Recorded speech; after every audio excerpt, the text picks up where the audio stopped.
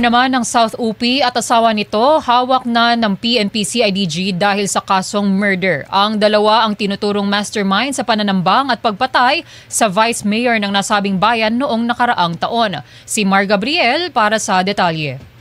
Po kayong kasong murder, RTC, Article 248, frustrated murder, attempted murder. Sumuko sa tanggapan ng CIDG sa Barangay Making sa Parang Maguindanao del Norte ang alkalde ng South UP na si Mayor Reynalbert Insular kasama ang kanyang asawa na si Janet.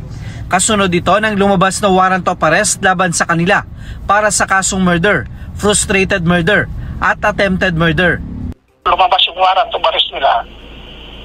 Di voluntarily surrender doon sa atin sa region. Kayo po ay may karapatang na nagtungkol o magsawalan tundo. Ano man po ang isasabihin ay maaaring gamitin pabor o laban sa inyo. Ayon sa Police Regional Office Bangsamoro, ang mag-asawa ang itinuturong mastermind sa pananambang kay South UP Vice Mayor Roldan Benito noong Agosto 2024 sa Barangay Pandan sa South UP Maguindanao del Sur. Patay sa ambush si Benito at ang kanyang security aide na si Weng Marcos.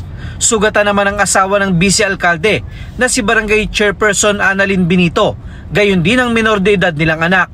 Sila po yung tinuturong suspect wherein meron pong naiulat na namatay. I think that was last year. Hindi ko po nakuha sir yung exact details kung napasok po ba siya sa election-related natin. Nasa kustodiya na ng CIDG Cotabato ang mag-asawang suspect habang hinihintay ang commitment order mula sa korte.